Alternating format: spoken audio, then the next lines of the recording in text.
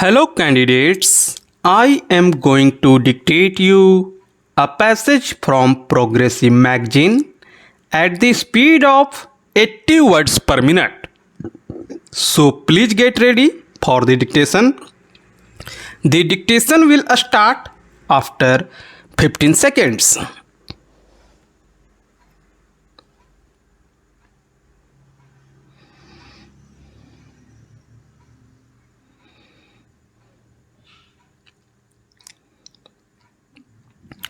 Mr. Speaker, if agricultural production has to be maximized, the greatest attention has to be given to four factors. First, seeds should be of the right quality and improved with high yielding varieties. Then, fertilizers, pesticides, and water. As regards these four factors, it is interesting to see that government or the ministry does not appear to have paid any attention to certain malpractices that have crept into these matters. Take for instance seeds.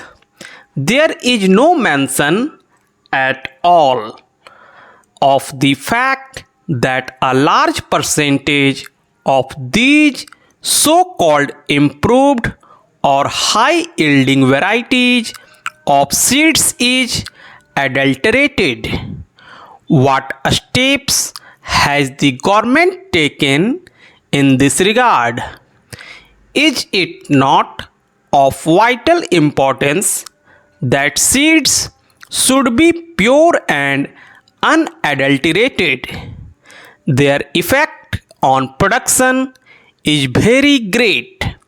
Therefore, from this point alone, all possible steps should be taken to prevent adulteration.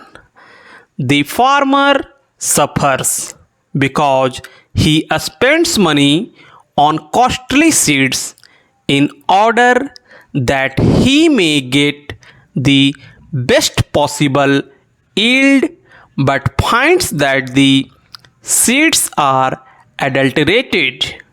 Why has not government taken up this matter in its own hands? Every state government interferes in this matter. In fact, multiplication of seeds is done under the orders of the Agriculture Department in one state after another state, and yet when it comes their quality control, adequate machinery does not exist. Then we come to the question of fertilizers. Again, these are of vital importance. What has happened? At one single stroke, government has doubled the prices of fertilizers and expects farmers to procure them in the required quantities, knowing full well also that government fixes the prices of what they produce at a level which makes it possible for the farmers to pay these high prices for fertilizers. The previous speaker referred to the Agricultural Prices Commission. The commission has fixed the price, say, of wheat at a certain level without taking into account the cost of production of the farmer. Yesterday, a member of the advisory committee to the Agricultural Prices Commission stated that he has sent in his resignation. For what use was it for him to remain on the committee if no importance was ever attached to the advice tendered on such a basic matter as cost of production. If cost of production is not taken into account, I would like to state here that it is difficult to see on what basis the Agricultural Prices Commission fixed the prices. Several agricultural universities have carried out surveys, and the results of these surveys are available. Punjab University carried out a survey, and other research students have so and have pointed out what the cost of production would be. For instance, in regard to wheat, they have arrived at the finding that the cost of production would be in the region of rupees 120, yet the procurement price fixed is rupees 1100. What is the justification for this? In the face of the fact that the price of fertilizer, an important input, has been doubled. The prices have increased considerably, and many types of pesticides that are in the market today are adulterated.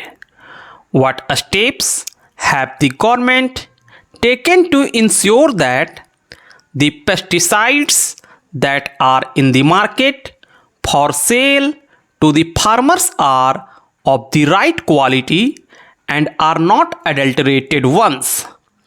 Is there any machinery?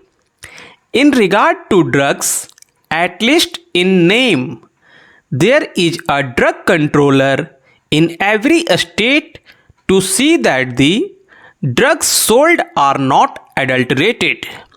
In regard to pesticides, have you set up any machinery to ensure that the pesticides are not adulterated?